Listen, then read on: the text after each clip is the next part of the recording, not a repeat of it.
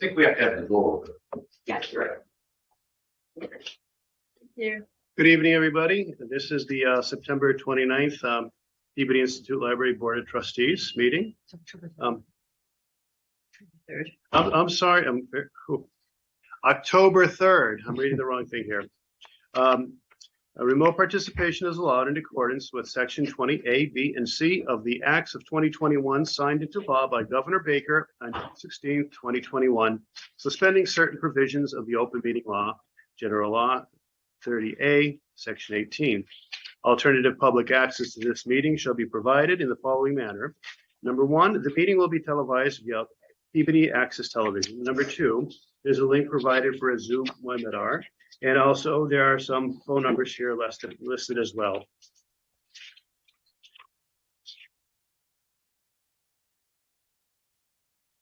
Sarah, good evening. Can I have a call to order, a roll call? Yes. Peter Bakula, Okay. Stephanie Delaire, Francisco Luigi, John McAllister. Here. Stephanie Nadrata. Here. Kate O'Brien. Thomas Pattis Here.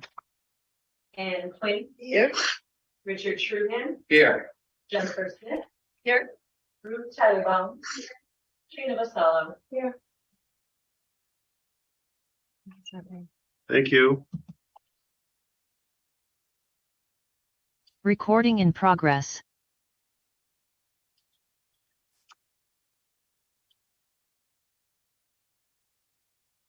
Okay, usually I'm just taking just a little pause here on the agenda. We usually have on the agenda approval of the agenda.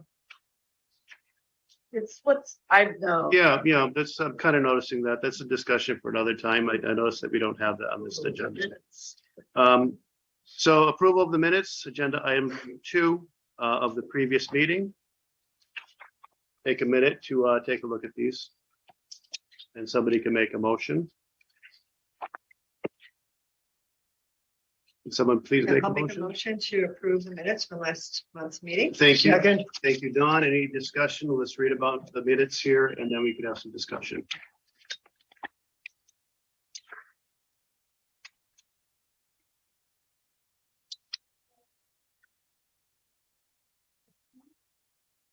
What are we doing? I think we are, don't we already read these ahead of time, which is why we get them? That's right. Okay, so is there any discussion? I read mine already, but sometimes Yes, people need to read them, Yeah. so. Okay, any discussion on the minutes? Okay, all in favor? Any opposed? The ayes have it, and motion carries. Thank you. Receipt of communications. Kate, do we have any communications? No. Yeah. I'll talk to her. She doesn't know. Sorry, Kate, go ahead. No communication. No communications? All right, Library Director, Merlin, report. Sure. Director's report to the Board of Library Trustees, October 2022. Staffing, part-time evening custodian Dave Farley will be retiring effective October 29th. I'm in talks with Facilities Director Jim Hasty regarding posting his position, and our current custodians will cover his hours with the help of other facilities staff at the time being. Collective bargaining negotiations with the Peabody Federation of Teachers for Unit E library staff will begin later this month. Due to my ongoing illness and staff workload, I have made the decision to cancel this morning's all-staff training. I would like to reschedule this meeting for next month, and I'm requesting this evening that the trustees approve the late 12 p.m. opening of all 3 locations on Monday, November 14th for an all-staff training from 9 to 11 a.m. Senior South Branch Librarian Amy Titus and Public Services Librarian Sharon Janis continue to take classes towards their respective required degrees. Tonight, I am requesting the approval of tuition reimbursement for spring 2022 and summer 2022 classes and pre-approval of tuition reimbursement for their fall 22 semester classes as is required by their contract. And then Senior West Branch Librarian Amory Thomas completed her MLS degree this summer. I'm requesting that this evening the approval of tuition reimbursement from her spring 2022 classes, clearly a little bit behind with that. Programs and initiatives. We launched the main library Speed Reads collection this summer, a collection of multiple copies of brand new titles that are available for immediate checkout without having to wait for a hold to arrive. These titles are available for a 1 week checkout period with no renewals and are not holdable, so it encourages patrons to come to the library in person to see what's available. We will also be launching smaller Speed Reads collections at the branches this fall. The Children's Library will once again participate in Peabody Main Street's Nightmare on Main Street on Thursday, October 20th, and will hand out candy and free books to children at book retreats. The South and West branches will also host book retreat events in the same evening, and all are welcome. The Children's and Teen departments are jointly applying for Peabody Cultural Council and Mass Cultural Council grants in order to fund mental health initiatives for Peabody youth. Senior teen librarian Allison Bridgewater has done many school outreach events already this school year, including Higgins Middle School, Peabody High, and the Peabody Learning Academy at North Shore Mall. She checked out 184 books at Higgins and created over 600 cards for sixth graders, and checked out 75 books and created 191 cards at the high school. Teens are excited to return to the library this year, and there are large teen volunteer groups at both the main library and West Branch Library. In order to make the West Branch Library's teen area more welcoming to teens and to give other patrons a quiet place for computer work, the West Branch will be undergoing some reorganization. Period. Senior West Branch librarian Amory Thomas will be moving the adult computers that are currently in the middle of the teen area and not conducive to quiet adult work or to teen programming to a new location near the quiet study tables, and will be adding 3 new computers to the teen area, as well as new table and seating for teens. This past month, the South Branch welcomed a 3rd grade class from the South Elementary School to check out books, and Senior South Branch librarian Amy Titus visited 2 Paso Savante pre-K classes to talk about the library and read stories. Trustee Jennifer Smith will host an introduction to DNA and genealogical research class on Thursday, October 20th. And a counselor from the SHINE program will host an introduction to Medicare program at the South Branch on Thursday, November 3rd. Senior local history librarian Catherine Vidal applied for and received a grant from the MBLC that funded a preservation assessment performed in June by Elena Cordova, contract preservation specialist at the NEDCC Northeast Document Conservation Center. After a day spent in the Sutton Room in our collections, Ms. Cordova put together a final assessment of the collection and its current state, including suggestions as to future preservation needs. This is in regards to this thing I handed out. So I included today her conclusions on Appendix A of the 50-page document, which summarizes suggested short, medium, and long-term priorities. I will send the full document to anyone who would like to read the entire text and assessment. And as an aside, Senior Librarian Vidal and I are just diving into the whole document to figure out what our next steps are. So we're just beginning with. Senior Public Programming Librarian Gabriella Toth and Senior West Branch Librarian Emily Thomas began hosting a monthly pop-up library at Brooksby Village in August, and it continues to be a great success as they spread the word about library services, create library cards, and bring books and resources for Brooksby residents to check out on the first Tuesday of the month. Crafting programs for adults continue to be popular, as do our concerts and upcoming lecture series with Professor Theo Harris. Technology. Last year, the MBLC launched a year-long program of providing free T-Mobile Wi-Fi hotspots to libraries for patron checkouts. This program just ended, and we saw all 20 of those hotspots, plus the 10 that the library already lent out, checked out nearly constantly by patrons at all 3 locations. Therefore, with the ending of this program and due to continued patron demand, we have added 20 hotspots to the 10 that we have always funded, and will permanently have 30 hotspots to lend, 20 at the main library and 5 in each branch. Senior Technology Librarian Yunan Guo negotiated with T-Mobile for a discounted cost, and we will be paying a total monthly fee of $900 for service for all 30 hotspots. Hotspots themselves are free, and T-Mobile also upgraded our original 10 hotspots to their newer technology. Our lending of hotspots and Chromebooks has proven to be incredibly popular, with nearly all of each checked out at all times. However, this also means that access to all patrons is somewhat limited, as we did not include in our initial policies any limits on the number of checkouts or a delay in checking out a device directly after returning it. So in this evening's policy updates, we seek to address this issue and to ensure that all patrons have an equal opportunity to have access to this free technology. Senior Technology Librarian Yunan Guo has also been busy replacing multiple computers in the Children's Library, Custodian's Office, and Tech Services offices, as well as upgrading network equipment at the branches and setting up teen computers at the West Branch. Audubons. The 15 Audubon prints that were sent out for conservation in March are nearly ready to be returned, and a new set of the next prints will be picked up at the same time for conservation.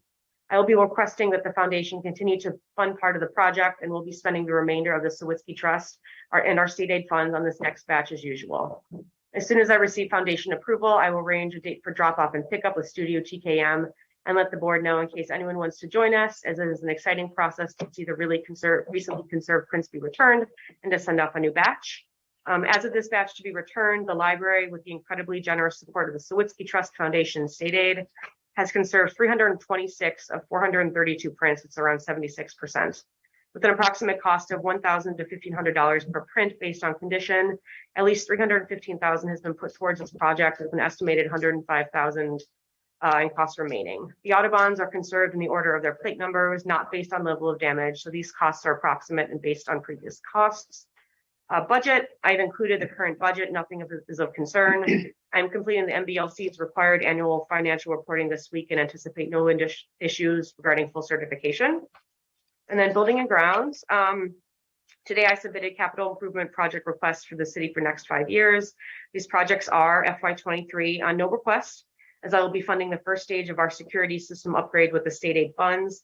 This first stage will include upgrades to the existing camera system at the main library, such as replacing current cameras, adding cameras to existing wiring, and a new DVR server, as well as adding cameras to the branches. And then in FY24, I'm requesting funds for further upgrades to the main library camera and security system. I'm requesting that the city spend roughly the same as we are on adding additional cameras at the main library, which will require extensive hard wiring in the Sutton room and outside and other patron areas and all of our entrances and exits. FY25, big one, our new phone system. Our current system is over 30 years old and needs to be updated to voice over IP.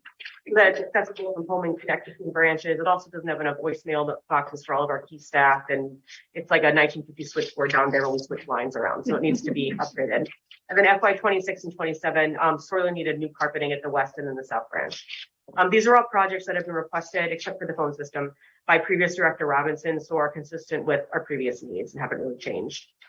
Policy, Assistant Director Hayden, Trustee Vassallo, and I have begun a full review of all existing policies. With the guidance and input of Trustee Vassallo, we have 8 policies tonight that are either completely rewritten or updated, and I'm happy to explain the reasoning behind each change or update when we discuss new business this evening. I'm also requesting that the trustees vote to approve each of these 8 policies this evening. And then ARIS and state financial reporting.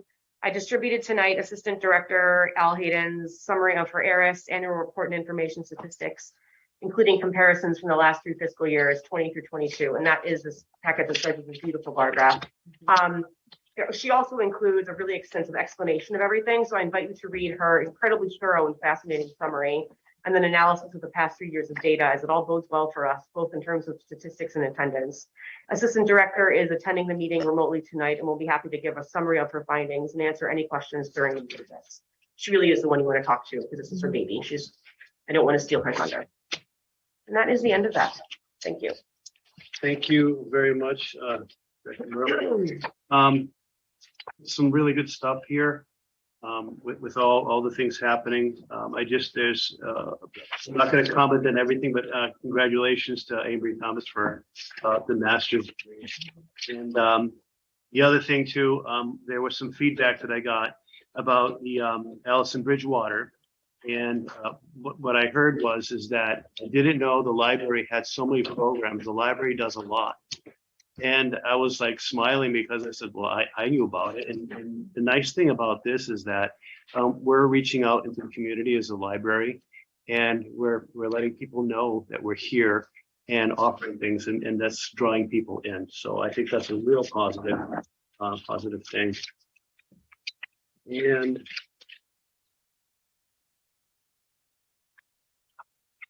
just a lot of activity and engagement from the staff, going after grants and working programs, very impressive. I think our library is very healthy.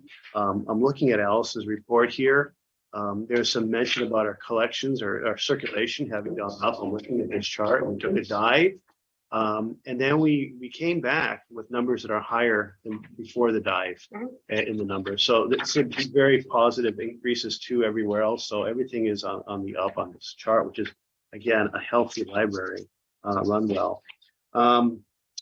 And then and Jennifer Smith is also pitching in here with the DNA stuff, which is going to be very good. That's very cool. So I know that I'm forgetting some things here, but this is an extremely positive report this month. It always is.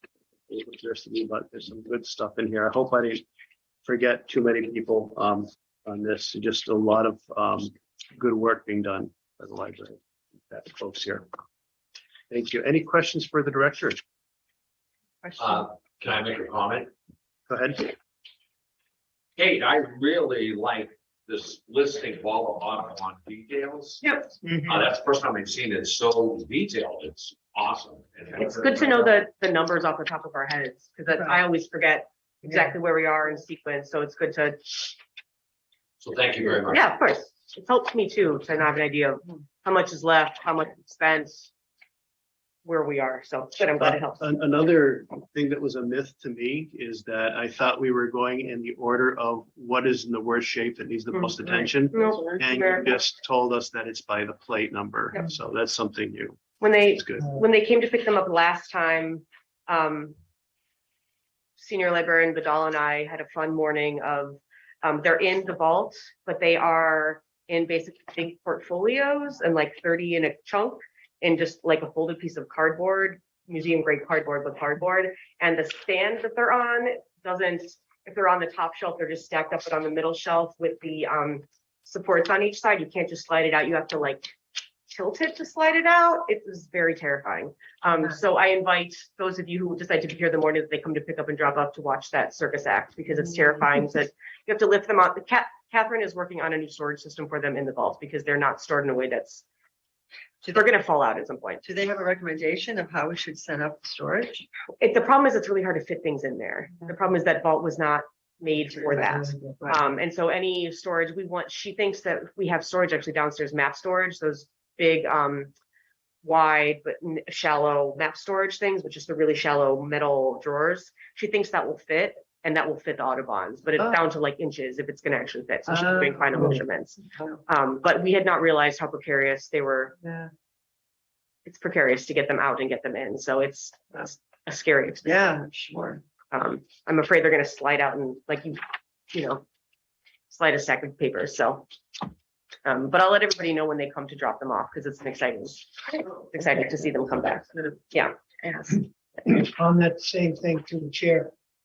My understanding, Kate, was very much like yours, that in order to prevent further degradement, that they were doing, and I think they really were when they took this project on about 20 years ago, that they were taking the worst ones. Now, it may be now that there's not that many worst ones left, hopefully, but it was my clear understanding that they were doing things from the worst ones to prevent any further damage. I mean, the last two batches that I've been around for, every item, every print was already, I don't know how long TKM has been doing this versus another studio. Years, yeah. But every batch that they send me, she sends, well, these are the next 15, and she sends me a document already prepared with the level of damage to it, like, low, moderate, or, too extensive. And every batch I've overseen, I think I've overseen 2 batches. They've all had both low to Really? like Okay, extreme that's damage. changing. So Wow. But that's different.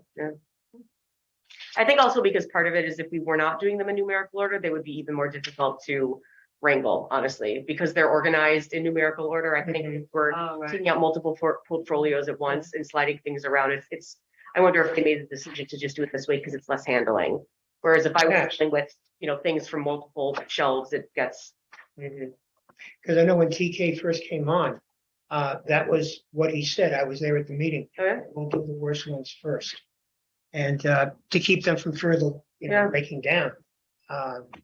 But maybe necessity of the storage led them to something else. But as long as they, Well, that's not bad, 'cause I don't know. it's 76%. We're getting there. Wow. Yeah, that's exciting. that's really good. Thank you for that report. Sure. I just have a, So that is. Yep, go ahead. at some point, this is a suggestion, I guess. But, at some point when you have these all staff trainings, I wonder if it might be an interesting topic to have the staff trustees, and we could talk to them. I mean, I walk through here and I see them all the time, but they don't know who I am. I don't know who they are, except that they're staff. I just wondered if there wasn't a way to encourage a little more personal interaction or something. I mean, it's just. Or if they need to be punished. They never need to be punished. You guys. That's not our role. That's Not our just a role. thought. But just on that thought there, when I do walk around here and there's some time in between, I do talk to the staff and say hello, introduce myself, just friendly, and thank them for the work that they're doing. And we also had the welcome back with bagels. I think, was it earlier this year? Okay. So long ago. Yeah, I forget. It feels like years I ago. know. But we had a big welcome back for the staff that was brought on. So we do a few things that way. I encourage anybody to go to the library and just say hello, say who you are. Mhm. Go ahead. Okay, Hey, I was just wondering, Don, the Audubon project that started like almost 20 years ago. Yeah, that's, So my question is, so we're 76% done restoring them. When we're 100% done restoring them, are we gonna have to do something to that first one that was done 30 years ago? Start again? that's a good question, and I'm not really the person to I ask. think they'll have no idea. We've had TK come in on at least one or two occasions, and he's talked to trustees and I believe some of the staff about it, but the way that they were kept initially was just this big portfolio laying on a table. And so all the atmospheric problems, were there. We display them in a much better situation and only so many at a time. So I would think that for the time that they'll need to be done again, I hope none of us are around. I mean, I hope it's way down the road, but they're being better cared for now. There's no doubt. Before it was like going to your buddy's house for comic books, just going through. They're they're being but- properly cared for now. Yeah. So, okay. Any other questions for I our have a director? question. On your, the speed read collection, are you having problems with people returning them in 7 days? No. No? A Good. little. I was here and curious there how that because- worked.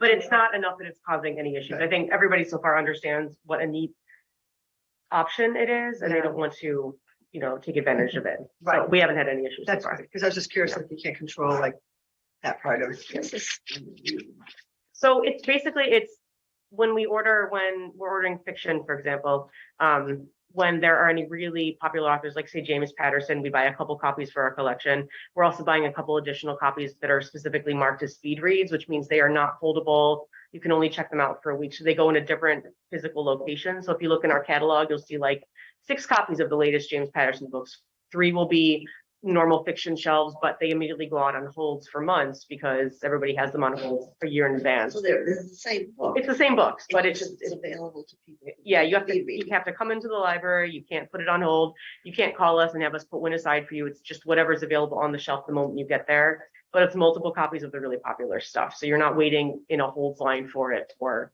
Thank you for months and explaining months that. and months. I went back into high school. We had that projector going through line by line very quickly to help people read fast. Yeah. Yeah. Speed reading, so.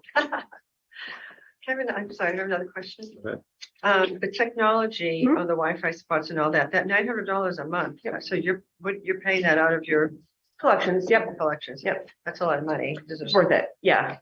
We have a really healthy collection budget. Yeah. And we've, over the years also, one of our senior librarians is doing a really big audit and weeding of our nonfiction collection up on the 3rd floor. And so we've moved our collection budget to really focus on the places that are really popular and get a lot of circulation. Realizing that we had a meeting with the Mass Library System consultant who basically did an audit of our whole collection and said, look, in a library like this, at the main library, your main collection that people read is like teen and kids and what's on the 1st floor, and everything that's on the 2nd and 3rd floor is basically just storage. So we're really trying to rethink, which is true because people never really end up going up there. They can put things on hold and it doesn't matter if they're coming from our collection or another library. So we're really focusing on spending our money where we got kind of a bigger bang for the buck. That gives us a full, robust collection, but also allows us to spend money on hotspots that people really need right now. Allows us to spend money on speed reads that people really want. Kind of focusing money more on stuff that we know is not like, well, I hope this patient will read this book up on the 3rd floor, but something I'd rather spend the money on a hotspot that I know is going to be used pretty much constantly and get checked out on a consistent basis. So it's expensive, but Yeah. it's worth it. And for the access it provides, it's definitely worth it. Yes, go ahead. Sorry, I'm hopping around. Yeah. The building and grounds, so maybe it's not building and grounds, but over the West Branch, Yeah. remember pre-COVID, they were like redesigning the children's room and all of that. Yeah. furniture. Did that ever happen? Did not, Didn't happen. And what happened to the money that was gonna be used for that? nothing. It was never spent. Never spent. Yeah. So is that gonna because I remember things were getting kind of yucky over there. I Yeah, don't know so- why you want to do it in the first. Yeah, place. so my hope is that I can get an approval for a carpet replacement, knowing that's happening in a that, couple yeah. years. That will be the time to do a big redo of the entire West Branch. Okay, Because I think just redoing the children's room will make the rest of it look even right, worse. sadder. Yeah.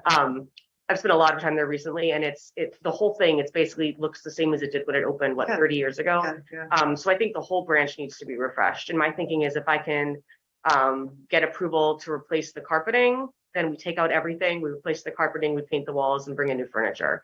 But that's a couple years down the road, but I don't want to do it piecemeal. The whole children's room thing was a great idea, but then it didn't really, there was no cohesive plan around it because it was just like this one area without focusing on Okay. the organization of the I whole didn't know building. COVID threw a wrench into. It did, but I'm kind of glad it did. Yeah. Because I think what had been planned would have been kind of random and not really Okay. well thought.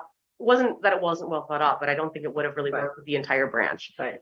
So my hope is if I can guarantee that carpets are happening 3-4 years down the road, we can spend 3-4 years with a combination of that and state aid, putting together a more Nice. Yeah. I mean, Like- it's great. intense redo. It of this needs branch. it. It needs it, yeah. Yeah. A lot of like teal formica everywhere. They like to switch out at some point. Okay, because that rug, the comment about the carpeting, I'm like, oh yeah, what's going on with this bench? Okay, thank you. Hey, on this Go ahead, Peter. comparison, the Wi-Fi use, is that just the hotspots? So Al's actually gonna talk about that when we get to that new business, because Oh, okay, Assistant Director Hayden has all the information on that. yeah, because that About that. dramatically increased. Yep. Yeah, she can explain all the details on the information about that. Thank you, Kate. Any other questions for Kate, Stephanie? I was gonna make a motion to accept. Okay, no questions? All right, can I have a motion to accept the director's report? Thank you, Stephanie. Second, Thank you, Don. All in favor? Aye. Any opposed? You guys have it. The motion carries. Thank you. before we just move on from the director's report, nothing to do with approving anything else, but I'd like to suggest that Kate thank Mr. Farley rather, for his years of service, and that the board appreciates it. Absolutely. Thank you. Thank you for that, Don. Okay, item 5 on the agenda, reports of committees which succinctly state the nature of the investigation and discussions by the committee and recommendation. So executive committee, I have nothing to report. Autobahn, we have nobody here for Autobahn. We just heard a bunch about Autobahn already in the director's report. Building and grounds, Rich. Nothing further than the director's report. Personnel, Don. Nothing different than the director's report. And policy and procedures, Katrina. I believe we're about to get into policy and procedure. We are. I just want to say thank you to Director Merlin and Assistant Director Hayden for. And as you'll see, there's been quite a few changes and we're sure we have. There is. But beyond that, nothing to. Thank you. Liaison to the Peabody Institute Library Foundation, Stephanie. We just finished a meeting prior to this meeting this evening with the events committee for specifically focusing on Starry Starry Night, which is Wednesday, October 19th. And just discussing details and trying to, as the event draws closer, it was just mostly a discussion about the particulars of the event. Thank you. And liaison to the Peabody Historical Society. The exhibit that's going at the houses on Washington Street is Peabody's involvement in the various wars. There's material back to the Civil War, the Revolutionary War, and uniforms and artifacts through the different wars. It's really very, very interesting. In conjunction with that, the Historical Society is hosting a kind of an open house on November 11th, which is Veterans Day. And we're also going to be promoting it at the Veterans Day breakfast that the mayor hosts. And also, The society established a database of Peabody women who served in the military. And that's going up fairly soon. It's going to be searchable through the Peabody Historical Society website. And we've got some entries going back to the Civil War. There was women who served in the military. And at this November 11th breakfast, we'll be soliciting information from more current veterans. We hope that they'll show up for this breakfast so that we can update it. People who served perhaps in the Gulf Wars. And then on October 12th, there will be a lecture by Ann Barrett. She's a historian and a one-woman show performer. And her topic is Mrs. Hamilton. So that should be fun and interesting. October 11th. No, October 12th, I'm sorry. October 11th is our Yes. meeting, right? That's it. I'm sorry, I actually can add to my, sorry, may I just jump back? to the Please, go foundation? ahead. Because I didn't state that the foundation's quarterly meeting is Tuesday, October 11th, is that correct? Tuesday, October 11th at 6 PM, I believe. 5:30. Well, that's the committee meeting Oh. so the committee meeting, the event committee is meeting at 5:30 on October 11th prior to our 6:30 foundation, quarterly foundation meeting. Do I have the times right? That's right. Sorry about that. You have the times right? I'm just gonna look real quick. Yeah. 5:30. I show the regular meeting at 5:30. I see 5:30. That's all I have I written think down. it's just all at 5:30. Yeah. So Yeah. we'll do it all. Mhm. Gotcha. Oh, that's right. Yeah, we'll discuss it. Close enough. I don't know. I was thinking of the trustee and how we met first. Right. So I was throwing it on that too. So just 5:30 for everything. Thank you. Thank you. And I think that's it for the committee reports. Do I have a motion to receive the committee reports? So moved. Thank you, Don. Thank you, Katrina, thank you. All in favor? Aye. Any opposed? Motion carries unanimously. Thank you. Unfinished business. Do we have any unfinished business here? Actually, I just want to give you an update, which isn't really a great update about the George Peabody medals. Because I've been now, the high school has moved yet again to a new administrative team. And I spoke to Stephanie Dowling in the main office. She does the purchase orders and works very closely with Jostens as well. And they were just overwhelmed and didn't want to have a discussion about it until after October 1st, because there's state reporting that they have to do. And it's all consuming and just no room right now for that conversation to be had. But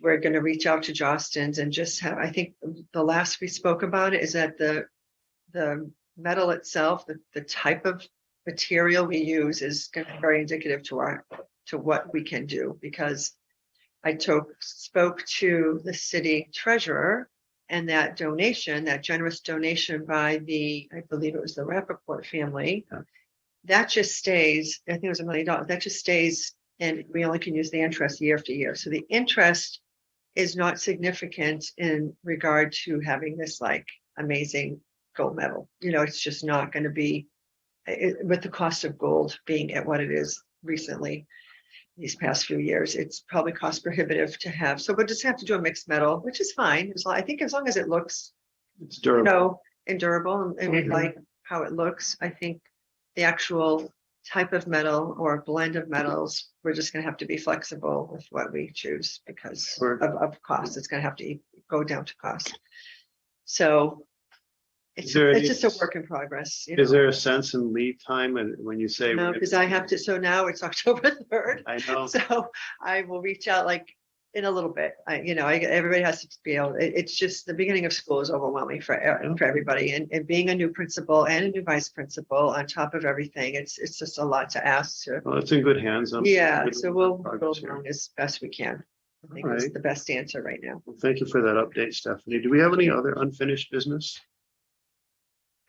Don? I was thinking that, now this would be under new business. That's all. Okay. All right. New business. That was just a warm up. That was just a warm up. No, I would like to make a motion to approve the director's request for a training center, training session rather for the staff on November 4th, Um, 9 to 11. Before you do that, can you put into your motion, please, taking out the other motion we voted into on that first date?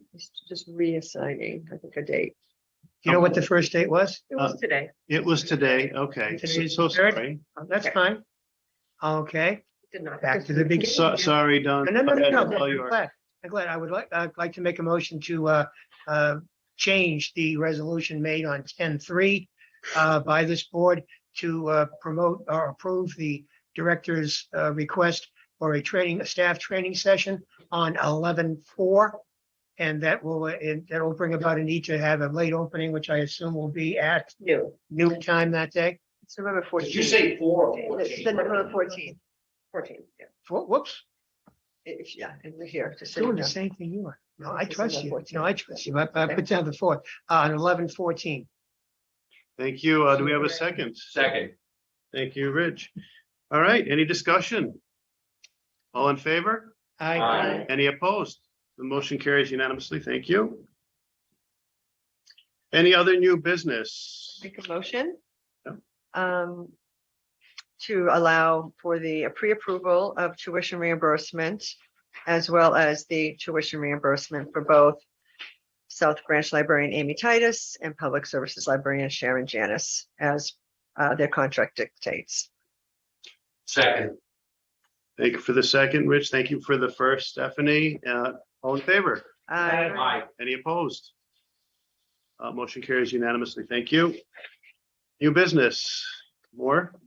I'd like to make a motion to approve of the request for the tuition reimbursement for Emery Thomas for completing her MLS degree this summer, and this is reimbursement. Thank you. Do I have a second? Second, Thank you, Don. All in favor? Aye. Any opposed? The motion carries unanimously. Thank you. Let's see, is there any other motion other than the 8 policies? There's multiple policies and L's Eris stuff. I don't know, whatever you would like to do first. The Eris summary and walkthrough or the policy stuff. Let's do the heiress first. Fun stuff. Okay, I'm gonna bring Al in. I mean, Assistant Director Hayden. Okay. Al too.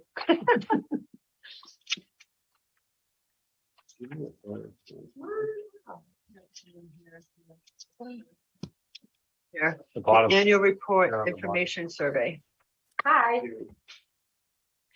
Hi, Al. Hi, everybody. Thank you so much for allowing me to come on here and share what I find to be very exciting news.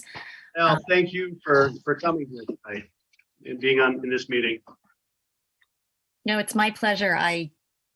This was the first year where so it's the third year I've done our statistics on behalf of the library, but this is the first year where the statistics have actually been meaningful just because of pandemic reasons and just a complete inability to compare year to year. Which is why I kind of went whole hog and did the full workup, because I found it really exciting what the data was actually telling us. So do you have a particular format that you would like me to do this in? Do you just want me to give you the greatest hits, or?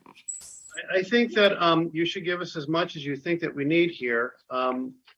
These are very detailed, and I think we can open it up to questions for further details. So you can run this, you have the floor, and you let us know what is important, and we'll ask you questions if we don't understand.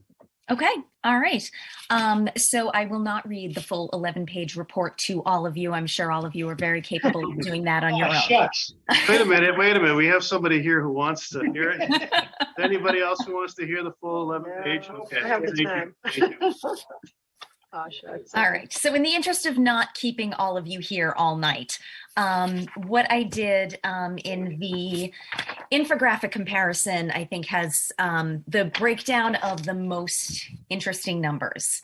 So the first thing that I wanted to make sure that everybody's attention was drawn to is that the more interesting comparison is from FY20 to FY22. And part of the reason that I am actually able to make those as a reasonable comparison is because FY20, even though we were closed for 3 months out of that fiscal year, we also had similar limitations at the beginning of FY22. So we're actually doing a fairly apples to apples comparison when it comes to understanding the statistics. So I don't think the increases that we're seeing here is a fluke because, oh, well, we were open a little bit more than we were because we shut down in March and the fiscal year extended till June. I genuinely feel that these are quality statistics that had I more of a background in statistics and took more than a class or two in college, I would probably even be able to say whether or not they are statistically significant officially. So the big things for me were our circulations and our usage. The ARIS goes into painstaking detail in terms of breaking down a lot of different things. So these are just sort of the greatest hits summaries. Our overall collection circulation, which includes everything from books to DVDs to our library of things to hotspots to Chromebooks that are for outside circulation, and that distinction will be made in the policy discussion, increased 18%. And that is a really fantastic number based on some of the ARIS statistics that I'd seen previously before I started doing them. Those numbers had started to go down a little bit. Not really significantly, it was like a single digit percentage usually, but to have it make an almost 20% jump from FY20, I thought was really exciting, and I think is indicative of all of our staff who do collection development choosing to spend their budgets wisely, and we're offering our patrons what they want.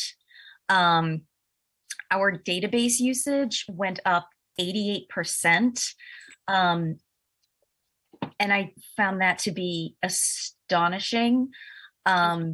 Because unfortunately we don't do a lot, not a lot of people know about our databases. I think perhaps with Trustee Smith's genealogy courses and whatnot, they may, our ancestry and genealogical databases might get a little bit more use.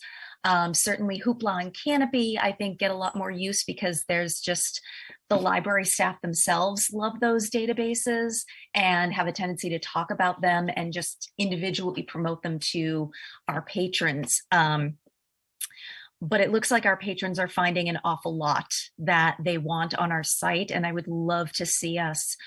And Kate and I actually have Director Merlin and I actually do have a plan to start promoting our databases more, because I think a statistics like that indicates that the need is there and the desire is there. And I think we have a great opportunity to give our patrons more of what they want. Our ebook circulation increased 34%, which again, I think is a fantastic number. It may very well be a side effect of the pandemic because a lot of people were forced to use digital means where they really had previously never considered it an option. But the fact that most of the ebooks were from children and teens, I actually found really exciting too, because I think it's a great additional way for us to reach out to our younger patrons and kind of meet them on their level to help them create lifelong readers, even if it isn't with a physical book every single time. Our collection usage increased 26%. And so that is a combination of our circulation numbers plus our database usage. So that's kind of everything that goes in and out of the library, and everything that a patron uses kind of gets a tick for having used it. So for us to have that, for that to have gone up even more than the our circulation statistics themselves, I think is really encouraging. And again, also indicates that we have a great opportunity to give patrons more of what they're looking for.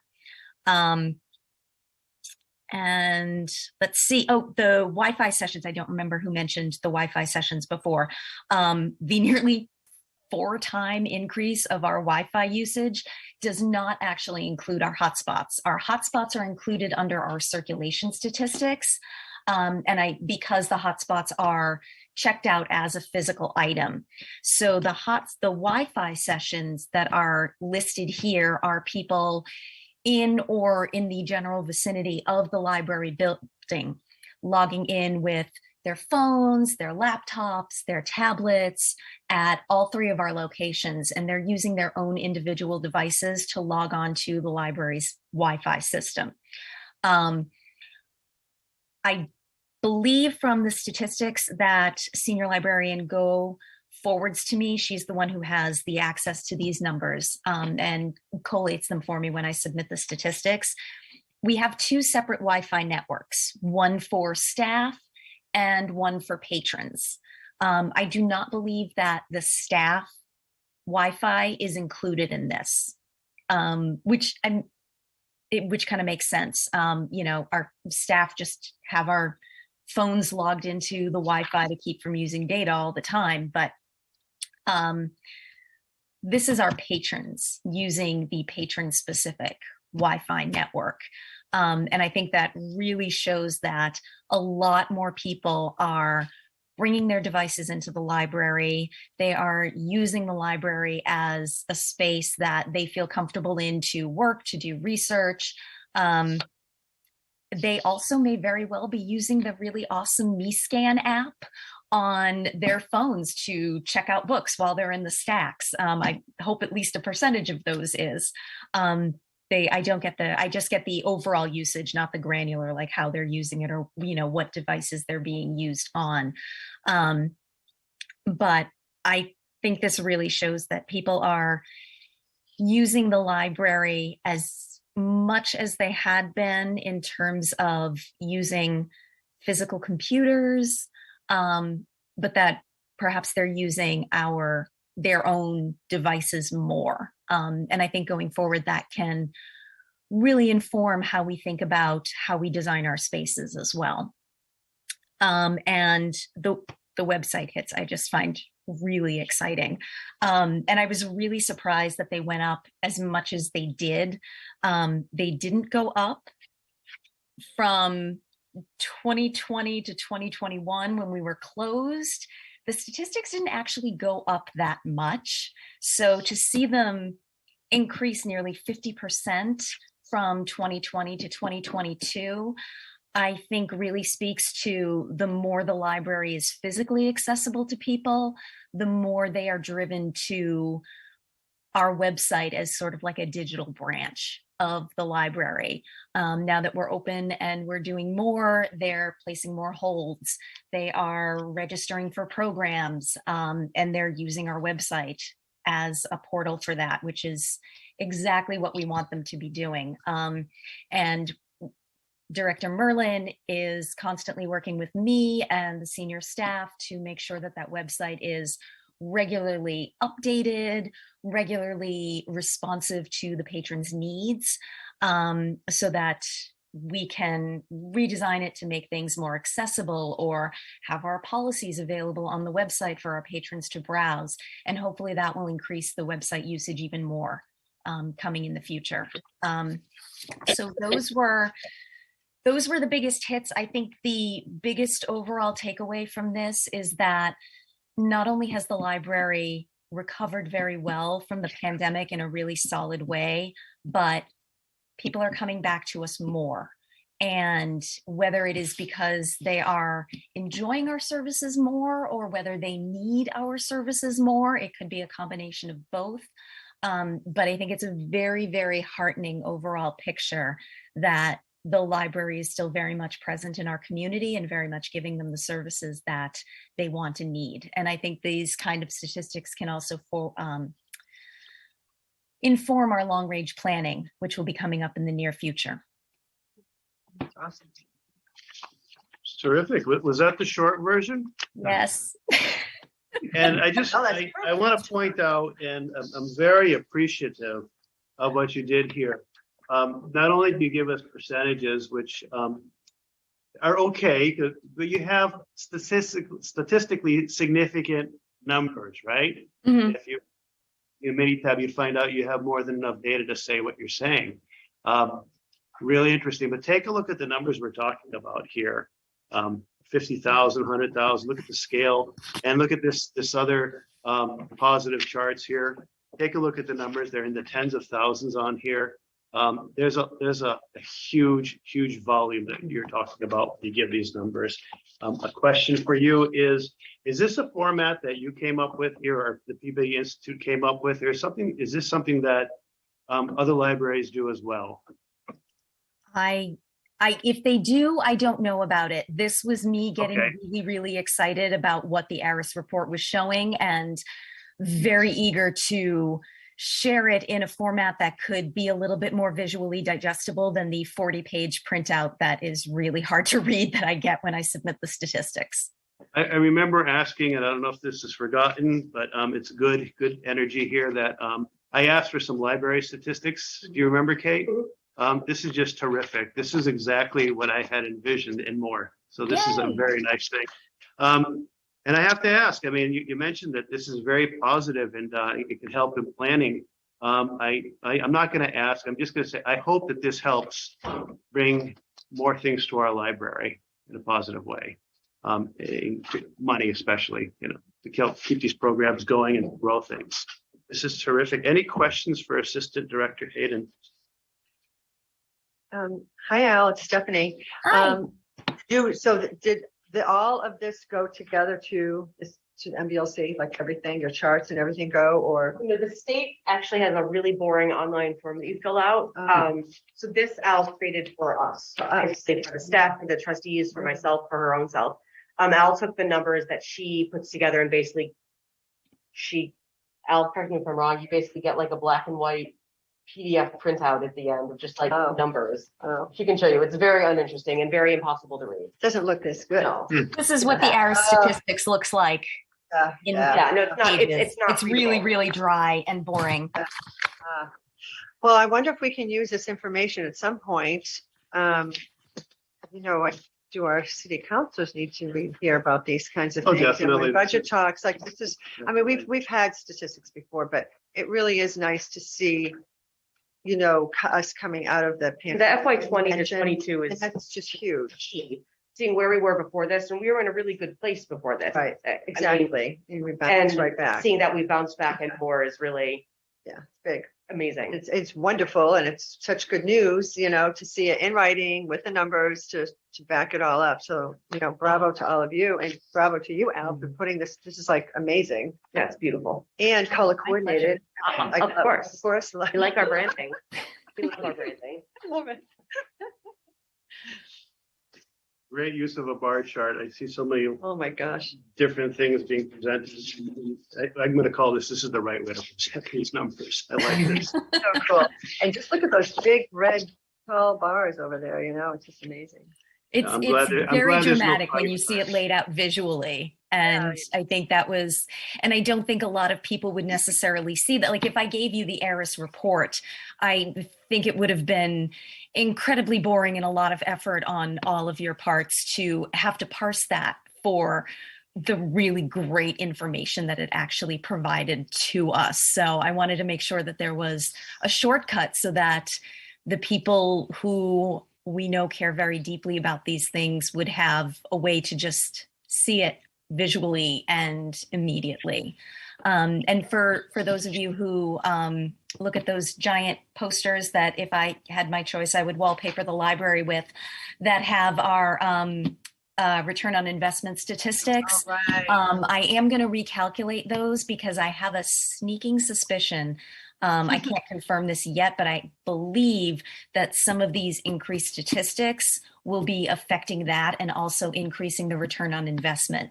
So one of my next projects will be to update that poster as well, which is also something that I am happy to pass along to all of you and would love for you to share as widely as you see fit.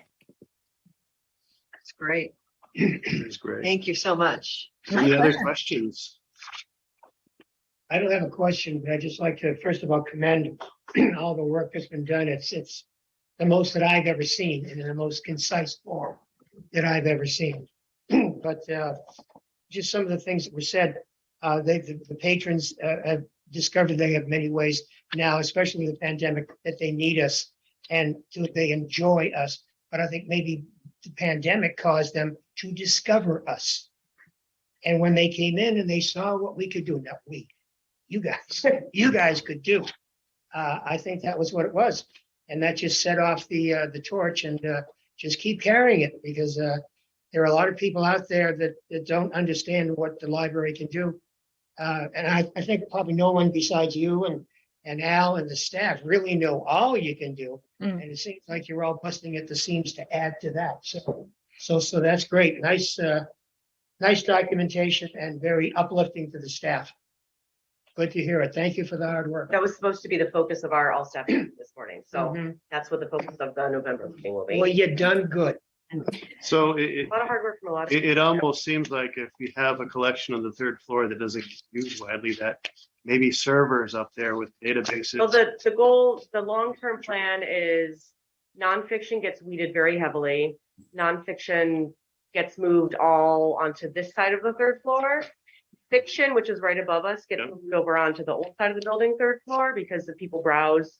They're normally browsing fiction, and most people don't even know that side of the building exists. And when they walk through that door, they go, "Oh wow!" So the third floor, the book floor, it'd be fiction on that side, nonfiction, and then the second floor right above us would turn into a new programming space, because it's a strange thing to say, but given our patrons at the downtown library, we have too many books and too much space dedicated to books here. This is a programming library where people want to come have meeting and events and come see concerts and come do yoga and come do crafts.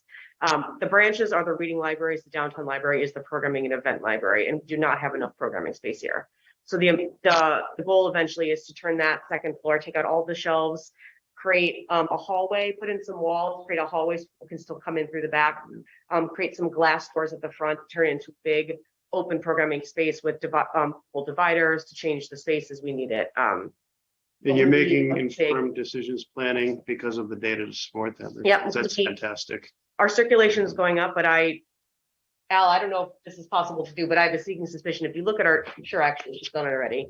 My assumption is that circulation is mostly youth stuff and like kids and teens stuff and newer stuff. It's not so much older books. It's not so much the things that are sitting on the second and third floor. It's the stuff that's on the first and third floor library. So So the circulation number, that's book. Yep. Those are real books. Yeah. But again, what you're saying is the majority of them are just certain kinds of books. that's my assumption. And I don't know, Al, if you know that off the top of your head, what the sections that have gone up in circulation more. Yeah, well, the kids and the teens circulation definitely increased a very significant amount. The adult circulation did as well. However, I think one of the things I mentioned in the rather extensively worded report that you have is that our audiobook statistics went up quite a lot.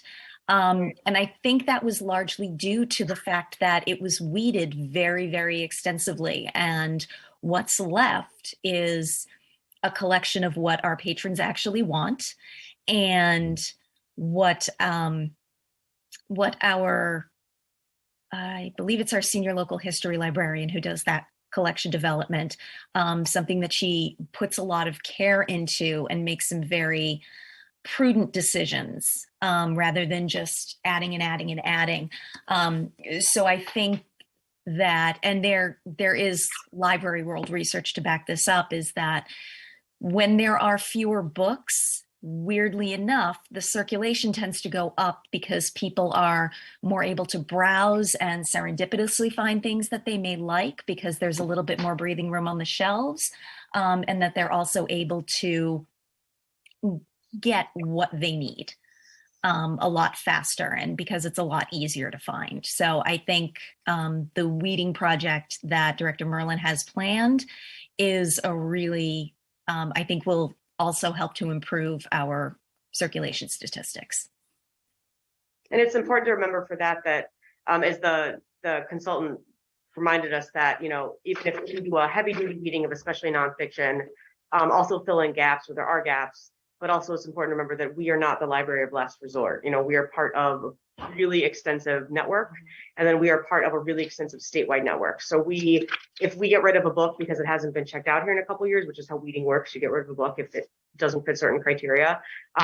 As book people, every time we get rid of a book, it's supposed to break your heart, but it doesn't, because that book is making space for a programming space or another book that can be purchased to fill it. And we also know that book is still available to patrons somewhere else if they do need it. So the books we're getting rid of, it's not like, They're gone forever. they're gone forever and they don't need to exist. It's that we've chosen to use our space differently. It does panic me a little bit that we have less books because I'm a huge book person. So it's kind of, makes me happy to see that it's still increasing. And there's a number. Books is just, electronics are just so prevalent in their Yep. life. And it's so nice to see that people are still, whether they're kids, teens, whoever, are still checking out physical books. And I can bring more information that we figured out with this consultant. There's a report that's relatively easy to run using our checkout system. That's basically like a percentage of our collections that actually is used and circulates. And in terms of our nonfiction collection, it's a very low percentage. So it's a very low number of books that are actually getting checked out of that. And so when you have the goal for any collection is that you have a high percentage of books you don't want books sitting on the shelf forever because then it's taking up space, right? And so for that collection up there, part of the project that our senior public programming librarian is working on is how to really bump up that percentage. So if we go from 10 books to 5 books, 2 of those 10 books were being checked out before, but maybe now it's only 5 books, but like 4 of those 5 books are being checked out. Right. So we're working on increasing, shrinking the selection, but upping the percentage of books actually being touched and checked out and used and kind of earning their space on the shelf. So it's a big project. That's why I'm not moving forward at all with any of this planning of the second floor, because I think we really need to get a handle on the collections upstairs and move stuff around. And then my guess is for a year or so, we're just going to have a giant empty space with cartwheels up there as we try to figure out funding for it and what to do with it and what the plan is. It's a slow process, but I think that, speeding up the moving of the collections is not going to help anybody. We need to do it slowly and thoughtfully, and we are. But yeah, seeing these numbers is really, it's exciting. And so we have to find that balance between leading collections and adjusting the size of collections, but also we don't want circulation to go down. But again, I bet my guess is if you're able to really get down to the granular level of adult circulation, it would be mostly new stuff that's going out. Not stuff on the second floor, not stuff on the third floor, not backlist. It's going to be the new things, which is why we had the speed reads collection, because when you have 2 copies of a even if I ordered 10 copies of a James Patterson book normally, they would all go on hold with all 10 of those would be flopping around to other libraries, getting used, but not by our patrons for months. But by having a speed reads collection, it guarantees that when you come in, there's probably going to be a copy on the shelf for you. So it's a bigger picture thinking, and I think it's really fun and exciting. I think Al does too. Those speed readers I admire, because that's 7 to 8 to give them the book. Yeah. I can't finish a book in 2 weeks. Yeah. It's okay, you can get it elsewhere. But you can finish it, Peter. I can eventually. That's a positive sign. Yeah. All right, any other questions? Okay, do we need to receive this report? No, I don't think so. So either. All right, so anything else in the business? I will let Al go. Al, thank you very much. Impressive. My pleasure. Thank you very much for your attention. Love the statistics. It's good stuff. Put her back. Al, I don't know how to make you a regular attendee again, so you can just hang out. Sorry. Well, I was going to be here anyway, so it's You know fine. what? And for policy, it's good if you're here anyway, so never mind. So we're ready for policy? We are ready for policy. Dive in. Okay, so I am here too. there are 8 things. Basically, at the beginning, May we sat down and talked about all these policies? Yeah. I think so. Time flies. The 3 of us, Steve Asala, myself, and Assistant Director Hayden all sat down and went through our entire policy binder and basically read everything and made a lot of X's and circles and exclamation points at things that needed to be updated. And I will have at our next November meeting some more minor changes, like changes to our internet policy and computer policy to get rid of floppy disks. Those are the fun, like esoteric things that we're fixing next month. But these are the ones that are more like hefty and actually make a difference in our day-to-day operations. So one, I can go through all of this one by one and explain the quick reasoning behind the changes. I read them. Yeah. And I just have some questions, just Okay. clarifying questions. I don't know if anybody else wants to go through that format. Have you read them already? Yes. Why don't we go policy by policy? We'll go one by one, and I can do a quick explainer of like why. We'll and then ask questions. Yeah. That's a I'll good- go sure. easier to harder. Easier, I mean faster, I guess.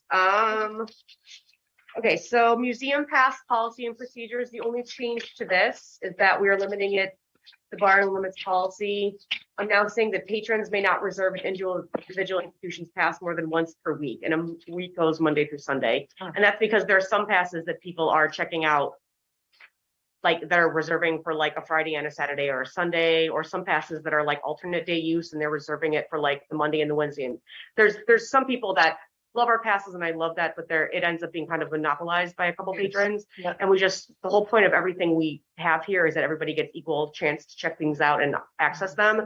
And so we're just making sure that it's not possible for people to, monopolize something. Help me with this. I think I speed read. Yep. I might have missed this point here, but on the museum and pass policy Yeah. procedure, it says here in the first paragraph, the loan period for all passes is 1 day. Yes, And then when I get back here, I see the highlighted area. Patrons may not reserve an individual institution's pass for more than once per week. I thought it said 1 week. Sorry. 1 week. Okay, never mind. It says once. okay, I think I need new glasses. glad I could help. Okay. So that one's pretty basic. It's just to make sure that everybody has equal access to these passes and can actually get access to them. Any other questions about that one? Okay, let's see. Another easy-ish one. After hours drop-off containers. This is basically talks about how people can drop things in our bins at all 3 branches, 24 hours a day, and what can be taken in and out. I just changed a couple of places it said circulation desk. I just changed it to the more modern public services desk that we're using. And then it talks about Wi-Fi hotspots, Chromebooks, and library things. Items must be returned to the public service desk at the library location from which they were checked out. We used to only circulate these items from the main library, and now you can get hotspots and soon Chromebooks from the branches too. So that just allows for all the branches to check these things out. Hotspots, Chromebooks, and library of things items may not be left in after hours containers. And that is said in our lending policies for those items. We just don't want people putting a Chromebook in the bin outside. It's basic, like taking good care of these items. And it also, part of our policy is that we will be doing going forward, and those policies, a visual inspection of every item, which was not in our policies before. And so if we allow somebody to throw a Chromebook in a return bin, there's no option to say like, hey, you damaged this item or anything. So it kind of protects us and also protects the patron, making sure they don't throw it in and then it gets bonked by something and then we hold them accountable. Right. So Right, so how are you gonna enforce that though? Like how are you gonna? it's just at a the bin- policy. And if At the bin, if they won't know, they'll go up to the bin and they'll. Is there Because signage? they've Is there- been- there's part of That's they what- sign a lending agreement when these things are checked out. There's a lending okay. agreement that they sign out, and that's specifically one of the things they have to acknowledge, that Okay, it has to be returned where they checked it out in person during open hours. gotcha, So kind of it's all circular logic. gotcha. Person to person. Could they even fit there? I use those bins all the The time. hotspots could, some of the library of things behind you definitely could, like the games and But stuff. I don't think a Chromebook would fit there. I worry that somebody would try, Yeah. and you never know. Okay. So that's, you never know. Now you've given Good- somebody an good. idea. Now they're gonna jam it in. So Yeah. my question to that is, what is there like a punishment or penalty if they did return it in the bin?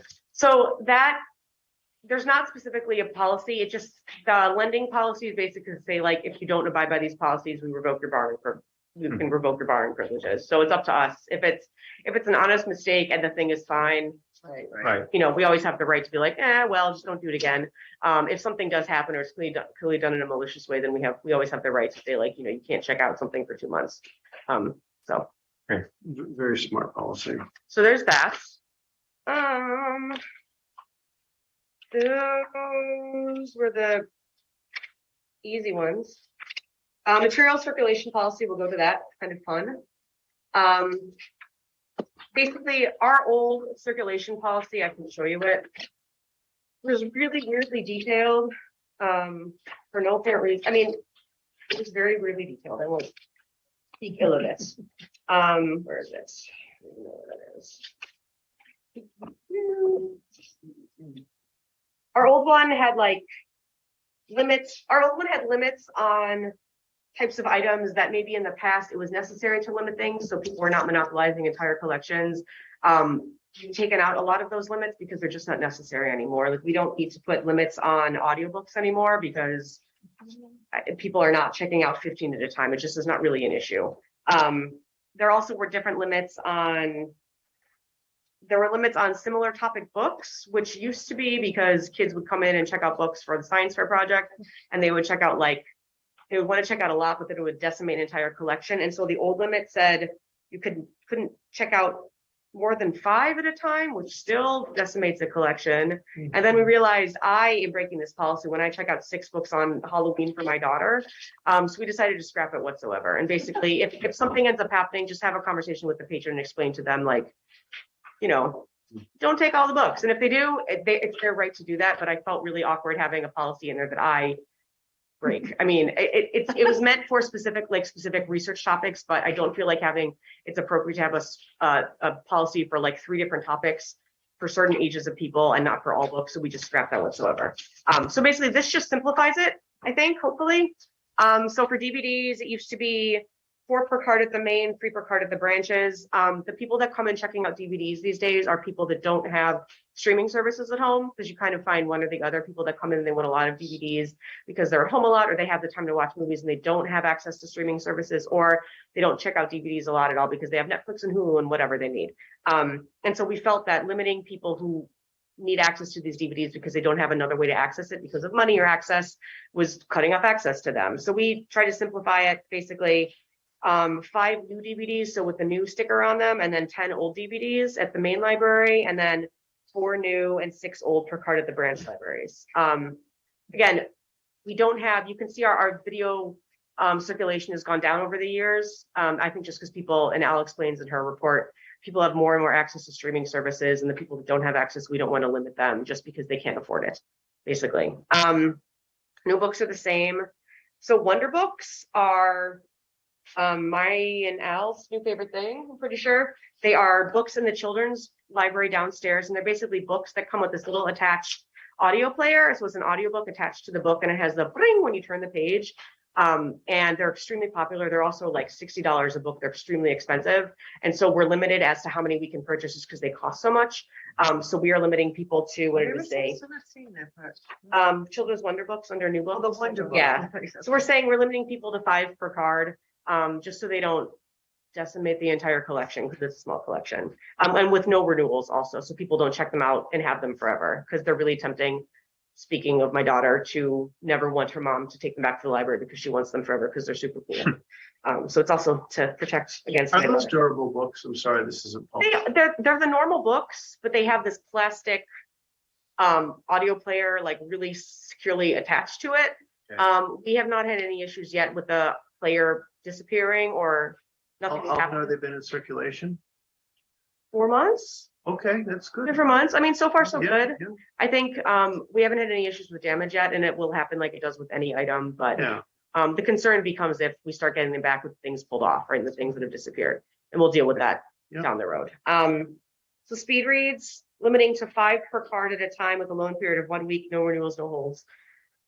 Pretty self-explanatory. Wi-Fi hotspots and Chromebooks. So this is kind of leads into the policy about Chromebooks and hotspots. So previously, Chromebooks could be checked out for, Al, correct me if I'm wrong, was it always 2 weeks, or did it used to be 3 weeks? I forget. Pretty sure it was always 2 weeks. 2 weeks, okay. So before, hotspots and Chromebooks could also be checked out for 2 weeks. And then Wi-Fi hotspots, we gave you an option of 1 renewal. We're just finding that they're always, all 10 Chromebooks and all 30 hotspots are constantly checked out. People will renew them, and then they'll come back and return one and then check one out at the same time, because we don't have a policy against that. And technically, like, we let people do that with books, so it's hard to have to say no to that. We're also finding that and I think unfortunately what's happening is people really need access to internet and computers, right? And they cannot afford it, or they don't have access to it. So they have found out that we have access to this. And unfortunately, we are not able to provide them personal forever access to hotspots and Chromebooks. As much as I would like to give everybody a hotspot and a Chromebook, that's not what we're here for. We're here to give everybody access for short amounts of time, right? And our previous policy was basically letting people totally monopolize these things. And I don't want to take access away from people, Right. but also it means that they're taking access away from other people where they can still come in and use our computers here and use Wi-Fi on their phones. So we're just trying to make it so there is equal access and everybody actually has a chance ever. So basically we're saying you can only check out obviously one Wi-Fi hotspot and one Chromebook at a time, 2 weeks, no renewals, and then one checkout per calendar month. So if somebody needs to check out a book or a hotspot and a Chromebook for like the last 2 months of May or the last 2 weeks of May and the first 2 weeks of June, that's fine. They just can't check it out again until July. And it's easier for my staff to keep track of months that people are checking things out. And again, it stops people from checking these things out, bringing them back, checking out the same thing and having a constant supply of our Right, technology. right. It's just Right, just when everybody that's the purpose of it, touch right. stuff, you know. Right. And then library of things, I just don't think this was ever officially in our circulation policy. This was in the separate library of things policy, so it's consistent. 5 things over there per card for 2 weeks, no renewals, and then reservation per item per month. So basically, you can only reserve the ukulele once per month for 2 weeks. You can't do like a serial checking it out every 2 weeks. But you can get 5 at a time, right? Yeah, We have a ukulele band. right, or like 5 games at a time. Yeah, yeah.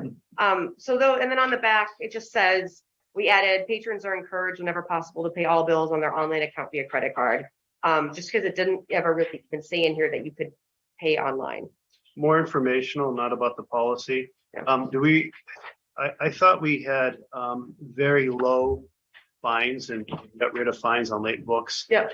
What do the other fines look like here in the library? Do we even get patrons that, have to pay fines? For lost or damaged items. Yeah, when an item, so after an item is 6 weeks overdue, we do bill them the full cost of the item. Whether it's a book or, Okay. I'm not sure what the library of things time is, but I think we can go into the Chromebook policies, but I think after 2 weeks or something, then we bill somebody for the full cost of the Chromebook. And whenever anybody is billed for an item, they lose all access to their card and their card is blocked until they actually, either they pay for the item or they bring back the item. Okay, we tend to be a little bit, we tend to be forgiving, right? So I don't think that is it wrong for me to think that we don't make a lot of money off fines? We never did. Okay. We never did make a lot of money off of fines, which is why it was better to scrap them altogether, because fines don't actually make people follow the rules. So these fines that you're talking about here, just to protect, us, we have something to stand on as a. Oh, the fines on the back basically just talks about fines to other libraries too. So if somebody else, because there are a lot of I think only like 3 out of the 17 public libraries in Noble now charge fines. When I requested going fine free a year ago, time flies. I think it was like half and half, but all of a sudden I checked recently and only 3 libraries now in our entire system still charge fines. So this is something that's going to become less and less relevant, but those 3 libraries, if somebody were to come to us and ask $55 just of overdue fines, which is possible to do, they could not check out an item here unless they got to under that $50 threshold. Again, it's rare, but we have to have I'm glad to hear it's rare. Yeah, it's very rare. So there's that. Yeah. Particularly if you're talking about Chromebooks maybe, or library of things, lost or damaged items must be paid in full, blah, blah, blah. But how do you determine who determines what the amount paid for lost or damaged? It's the replacement of the item. So what it would cost to buy a new Chromebook, how much we paid for it. For books, we charge you what we paid Ingram for it. So it's not the full like $26.99. It's the discounted price that we paid. But if somebody were to find a new copy of that James Patterson book and give it to us, we would take that in lieu of money. But for physical items, it would have to be what it costs us to replace it. Yes, for the cost. Yeah. Okay, so there's that. I guess then we'll get into the fun ones. So the Safe Child Policy. Assistant Director Hayden, would you like to speak to the Safe Child Policy? Yes, let me pull it up. Sorry, I realize you know much more about it than I do. So to frame it, our Safe Child policy worked very well for us for a very long time. It had the basics absolutely down. We are not able to provide childcare for your child. We are librarians. We are not qualified childcare providers, even though many of our staff are wonderful and perfectly capable of doing so. As librarians, everybody has their own duties. And unfortunately, taking care of somebody's child is not one of them. Let me just log in here.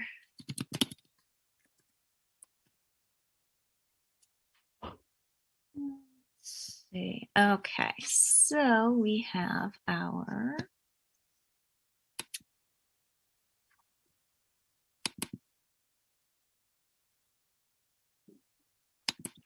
and safe child policy. There it is.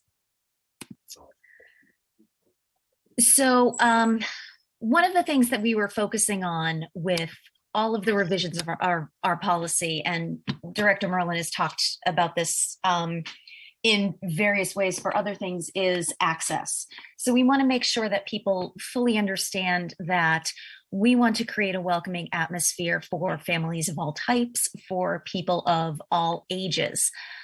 However, and I think this is a very common misunderstanding with a lot of caregivers that bring kids into our library, or for any library for that matter, is they think that because their child falls under special rules and exceptions with them because they are children, that that would be the same thing for them in the library, when in fact, the library views a child with their own library card as a full-fledged patron, and who is responsible for all of the rights and responsibilities of a patron, who is responsible to act appropriately. Now, obviously, there are plenty of, obviously, a child is not self-regulated enough to comprehend and act on all of those things. So we wanted to put the focus on letting the caregivers know that these expectations exist, and letting the caregivers know that we are more than happy to help guide them and their children in following and abiding by these policies. But ultimately, it is their responsibility to make sure that their child is acting appropriately while they are in the library.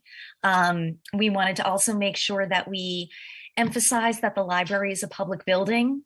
Former Director Holden always used to say, if you wouldn't leave your child unattended in the mall, don't do it in the library.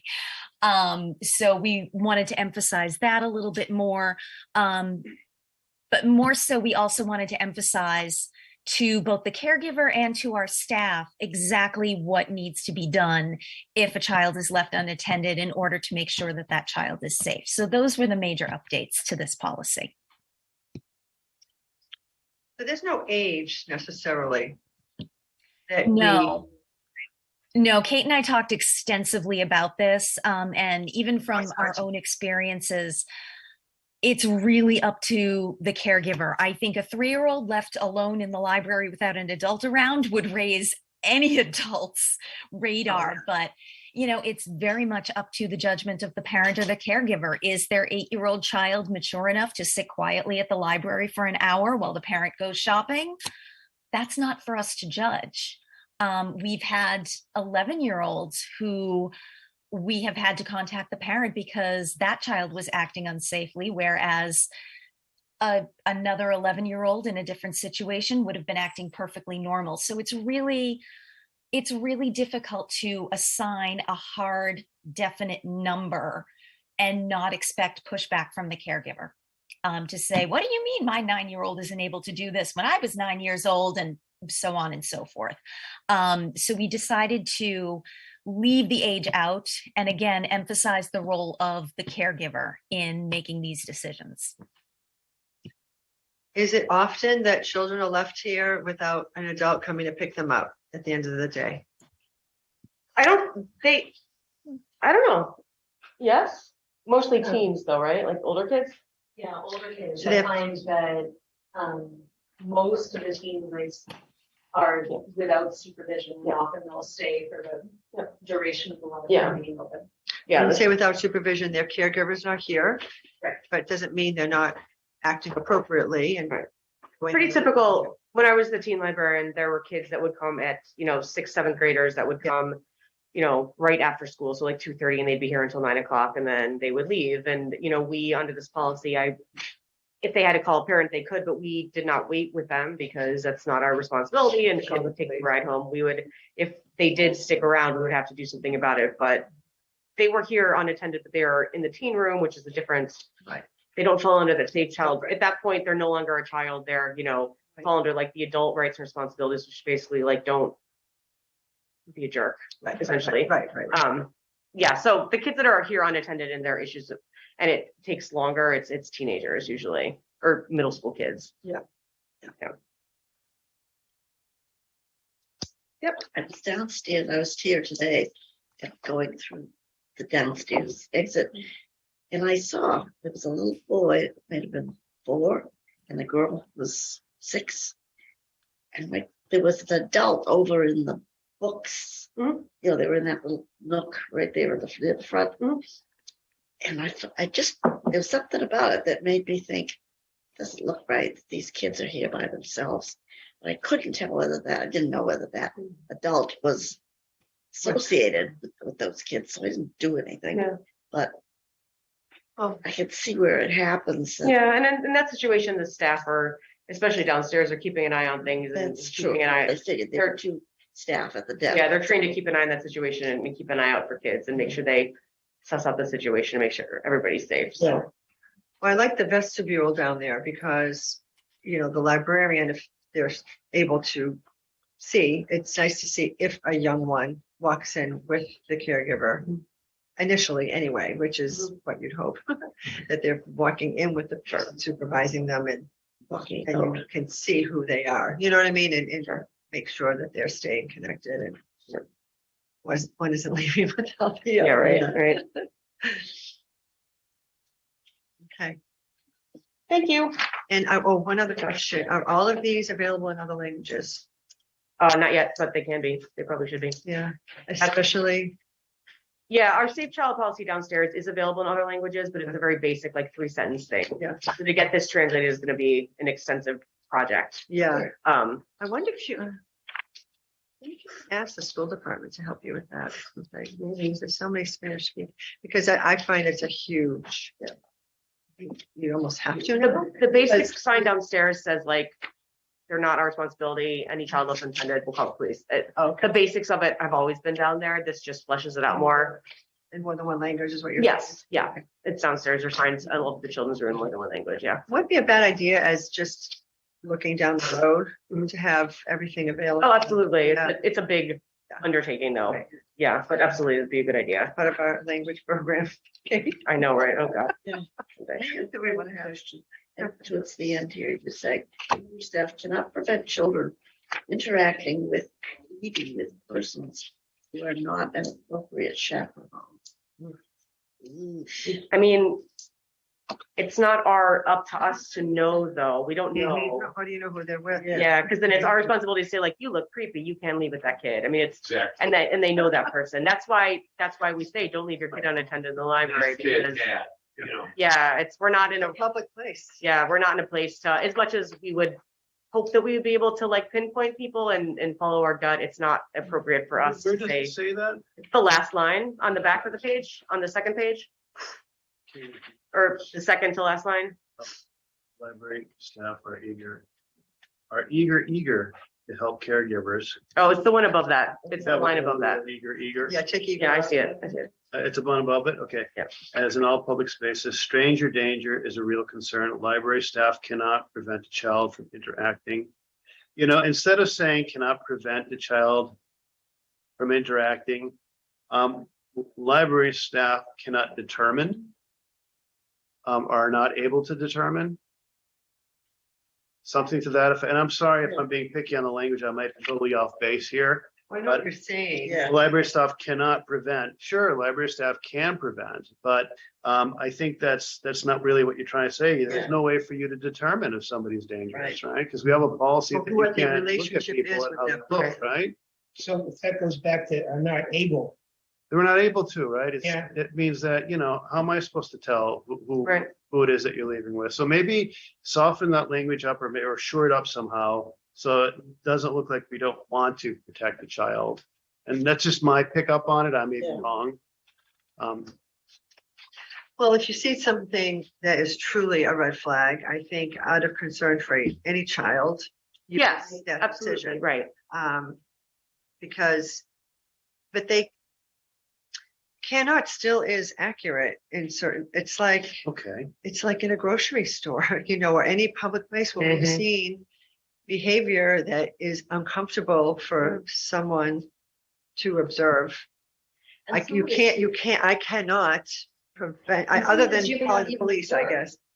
Because we're not going to see every Right. interaction. Right. So I And it also, very and it's also there to protect us as well, because if something were to happen that we just glanced away because we're not babysitting your child, if there is any expectation that we are to prevent this from happening, then we are liable for something bad happening that we weren't even aware of, which is not our job anyway. So I think this sentence is more of a protection thing. Yeah. Correct me if I'm wrong, Elle, but I feel like that's more of a protecting us from being harmed if something bad does happen. And of course, we're always keeping an eye on it. If something is really bad, of course, we're gonna Right. call the police or talk to the kid or something, but it says that we are not expected to, What's keep an eye on- inappropriate? Then we get into, well, what's an appropriate chaperone? And I I'm guess. just being Yeah. picky, but Okay. I'm asking, is this something that could be looked at more, or does this stand on its own just fine? Elle, do you want to discuss this tomorrow? Yes, definitely. I've already taken a couple of notes based on what the trustees have said.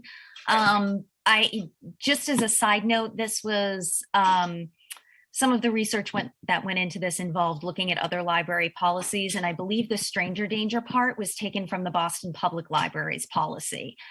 So that doesn't mean that the wording doesn't need to be changed, just letting you know, and it may perhaps give you a little bit more comfort to know that the language is already in use in other libraries. I do like the word determining, not necessarily with the part of library staff cannot prevent children from interacting or leaving, but it's also, it's not up to you to determine who that appropriate Right. chaperone is as well. So I like both words in there because I do like the protection part of the cannot prevent, like we cannot prevent. You came in, you left, whatever. We don't know who you are to this child. So therefore we can't prevent you. But I think it is important. This is especially important because we're talking about children and you do want to protect yourself that you're doing everything correctly by policy.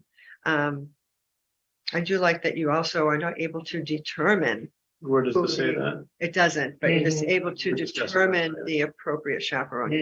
Because You cannot make that determination as well as you cannot prevent. Yeah. Because somebody You can't might do both. say, couldn't you tell they Either. weren't appropriate? And the answer is, well, sometimes you just can't. okay, So I would like to expand on it as actually for more protection, you can't determine it as well. You can't prevent it and you cannot determine. That's easy enough to put in. We can Yeah. do that tomorrow. So I can, Al and I will discuss this week and we'll send you an updated. Yeah, Would it be okay if we send you an email. updated blurb Yeah. for that and then we can do an email vote? Sure. For this one? Yes. Yeah. All right. That was a good catch though, Tom, in a way, because We all you did do want to prevent the staff here, I was thinking about. Protecting me. the word. So maybe the Boston Library should look at what Peabody Library does. Just on the record. Well, it's, I imagine they had lots of attorneys looking at it. Did we get them all? I hope Have not. we had Oh, no, we're attorneys look at them? about halfway done. Okay, what's next? I'm sorry? Do we? We don't. Question that keeps We you. never have before. question. Good point, though. The biggest liability ones you might consider having the Yeah. city solicitor look at it. Go ahead. Say child. What about people with special needs? I think that falls under, They're still children. well, So what regard do you mean special needs and what regard? Regardless of their needs, we. well, I think that falls.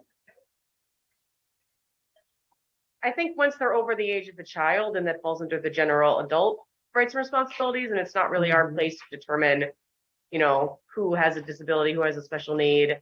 That gets real dicey for us then, because then we're taking responsibility for everybody. And the whole point is that we don't take responsibility for anybody.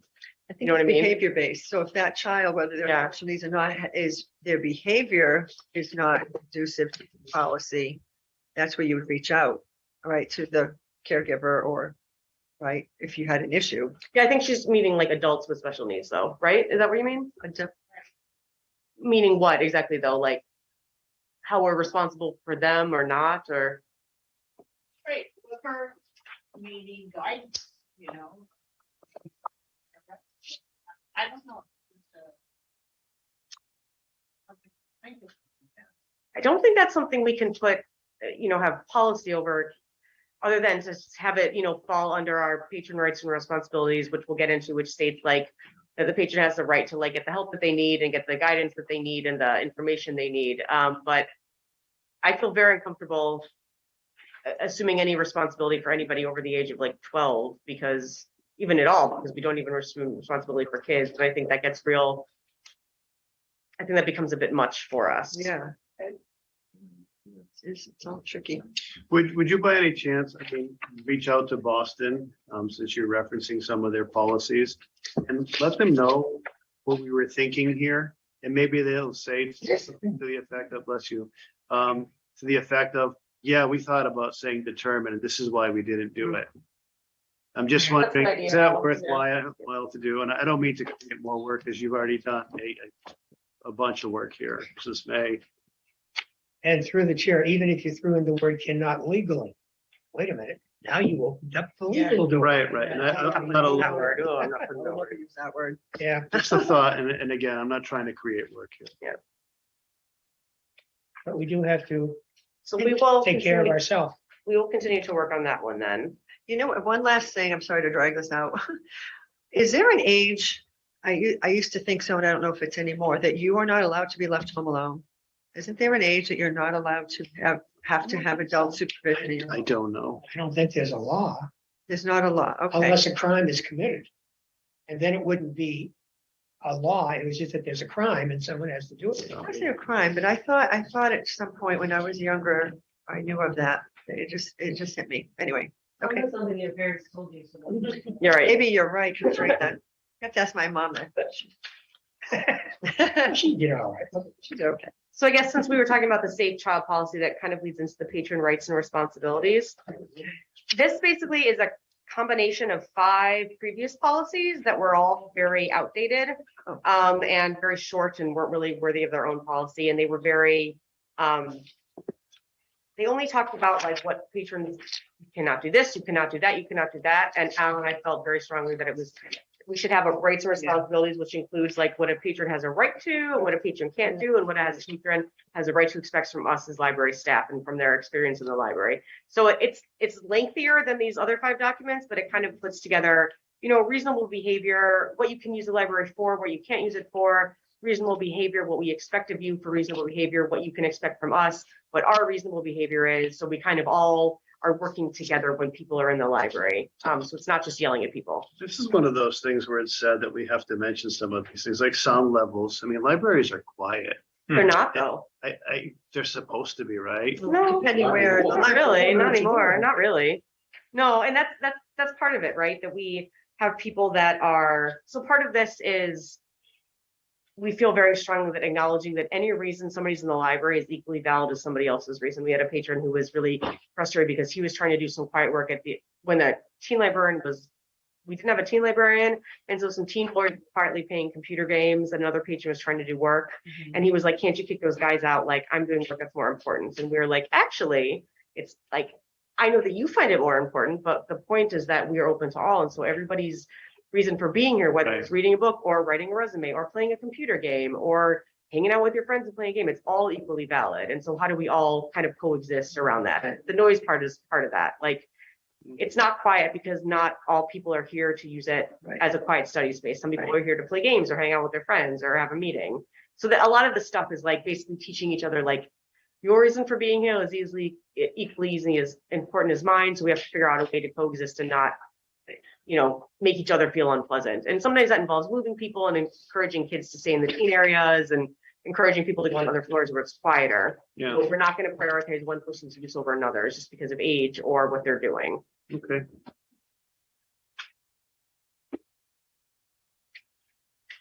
I mean, there's a lot of information here, but it's basic rules.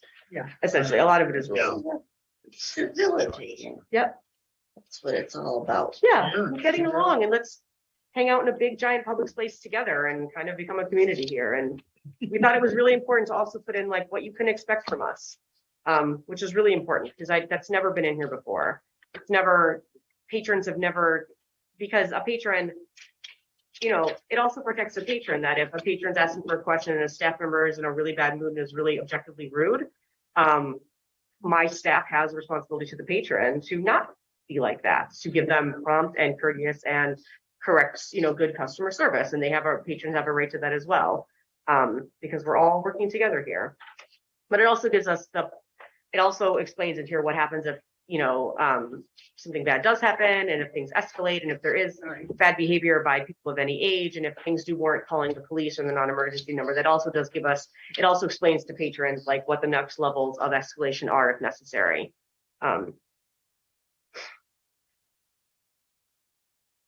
Yeah, this is pretty basic, right? I mean, your staff can't touch a patron. Yep. You give disciplinary action. Of course, yeah.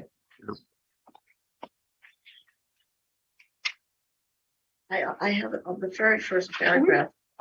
The guidelines are intended for the production of library grounds, materials, equipment, facilities. And I just wonder, what about protection and safety of the staff? It's a good idea. Where are you? The So- very first paragraph. Oh, I didn't know that was I think So that's that's- added a little bit later, but we can put it more in the forefront. I missed what you said, It Ian. says to ensure space for patrons and staff to utilize blah, blah, blah. Don't worry in it. I guess it's reasonable to put in there specifically protection of staff and facilities and patrons as well. Well, it's like you're mentioning things, ground. Yeah, because right before that, it says that it's to ensure in space for patrons and staff to use it without worry, blah, blah, blah. But I think putting in directly right there, protection and preservation of us as well, does make Yes. sense. It couldn't hurt. And patrons as well, because it's for protection of patrons. That's true. I kind Well. of like that because that's like the summation of this paragraph is kind of a summation. That's easy enough to add in. On the, on page 2, Mhm. patron responsibilities, it says patrons will refrain from smoking, Mhm. vaping, chewing tobacco, Mhm. consuming alcohol, or ingesting hallucinogenic substances Mhm. on all library property, including the parking lot and outdoor areas. There's a few things missing here, and I don't know if we can capture them, but What? under the influence of some sort, because there's marijuana is not mentioned here, right? Well, smoking and vaping. Oh, vaping, okay, I don't Yeah. know, Smoking, vaping, vaping. just smoking, okay, So all right, it can be cigarettes or marijuana or any kind of smoking. okay. How about brownies? Just, Well, it just a hallucinogenic. Yeah. are those hallucinogenic? I don't know. It's- Oh, what? And a hallucinogenic, I would think, but Okay. Brownies. I'm just being picky, I'm not creating work, and I don't think Yeah. we do anything to change it. I wouldn't do anything that's, sorry. no, I'm not getting somebody else. No. All right, I've got another. Nit to pick, I guess, on the third page, the third paragraph.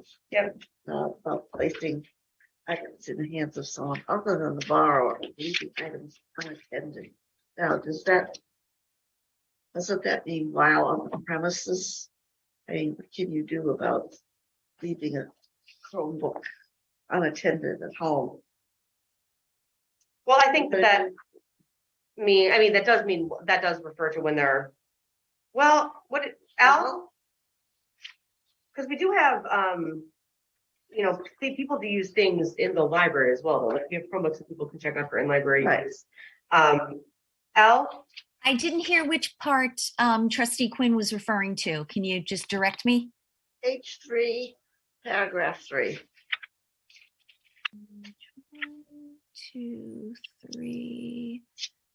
The third dot, you mean the third bullet? Third dot. Okay, patrons will refrain from putting library Yeah. items, that one? Yes.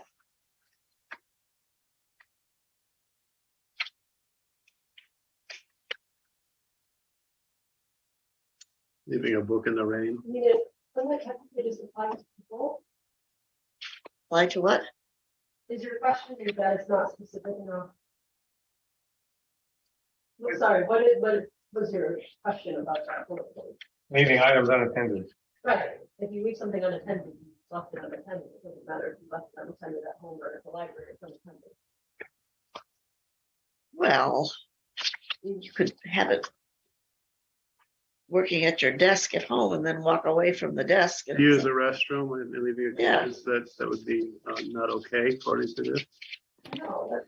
Well, if an item is unattended in your own home, it's technically not unattended because it's in a safe space. I Right. mean, Right.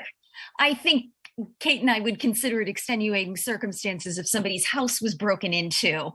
But we mean Sure. like leaving it on a park bench, leaving it, and quite honestly, again, going back to the library as a public building, we very strongly encourage people to not leave items unattended while they go to Oh, the that's true. restroom or to another floor or to check out a Very- book very very clear. quickly. Because we could be liable if it ended up going missing, right? So you need this policy. Yes. It makes sense. Make sense, Ann? Damage occurred, how the item was in. Yeah. We love food and drink, right? Mm-hmm. You don't get Except crumbs for on the something computer, around- really, I'm not being serious. I'm sorry Did we if I say missed there's this, something but in there? can patrons vape and come into the library and read it? Is there anything in this? I mean, policy? it's, I can judge. people, Unless- I'm sure come in inebriated all the time or under the influence all the time, but as long as they're following our basic rules of Behavior. acting like a normal person, nothing we can do about it. Yeah. People can absolutely have a couple glasses of wine before coming here, and as So long we're as not it's not off experts to the figure wall. it out, right? Yeah, it's We not. want that in our And if policy. people, we have had it before, if people coming and smelling like marijuana, like that this was consumed off library properties, as long as it's not, like, as long as they're acting appropriately and it's not bothering other patrons, Sure, then sure. right, what are you gonna do? Okay, and then the last ones are pretty quick, I think. Thank you. Computer equipment policy. And now this replaces the Chromebook policy. We had a Chromebook policy before that just was for Chromebooks. Now we are using the term computer equipment to refer to both Chromebooks and hotspots because the rules are basically the same. And then both of them have their own lending agreements.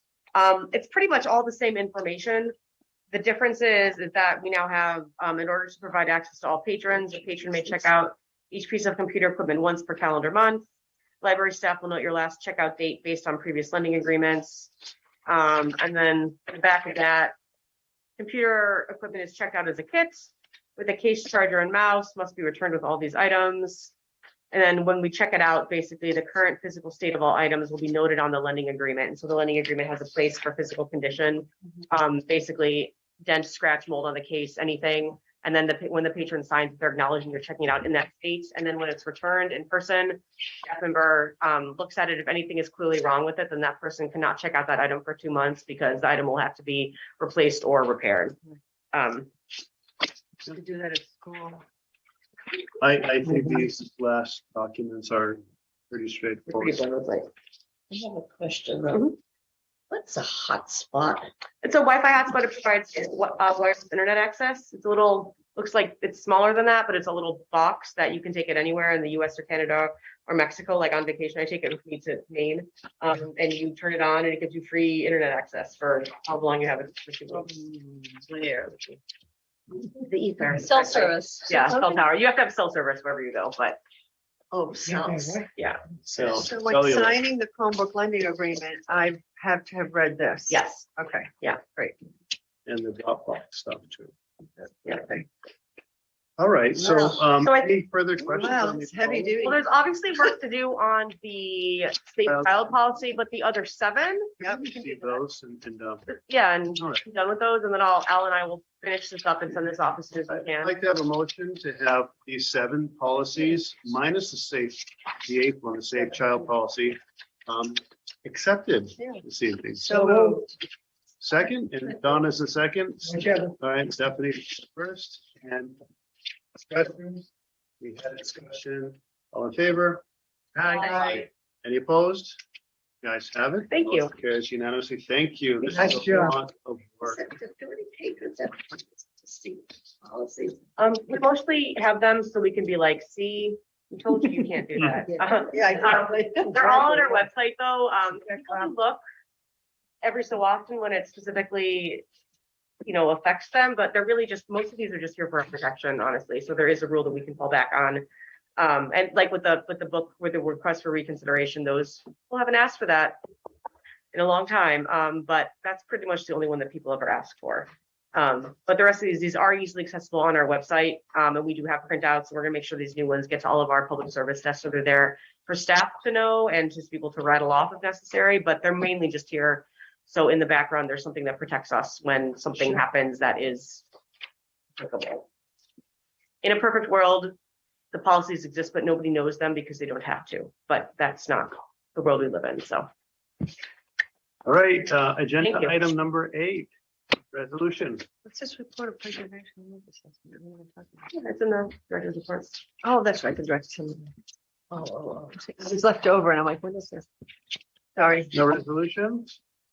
All right, number 9, any matter suggested by a trustee to the library director prior to the issuance of the notice and agenda? There hasn't been, has there? Okay. Same. Number 10, any matter suggested by any person in writing to the library director prior to the issuance of the notice and agenda of the meeting containing a title and a description of the agenda item. Has there been? Okay. I'd like to, the next meeting is going to be on, was it November 7th, I believe. 11th? Is 7th. 7. I wrote it down here. Oh, Okay, I'm gonna, whoever has the calendar, I'm gonna be trusting you with the calendar. So November 7th, right? Yeah. Okay. Yeah, last meeting, I think, Jim, if you're online, I said thank you to everybody, even Sarah and Al. I don't think I said thank you to you, and I apologize for that. I did say thank you. So thank you to everybody for this meeting. I'd like to have a motion to adjourn at this point. Second. Discussion, all in favor? Here it comes again. Anybody against? Okay, the motion carries unanimously. Good evening, everybody. Thank you. Oh.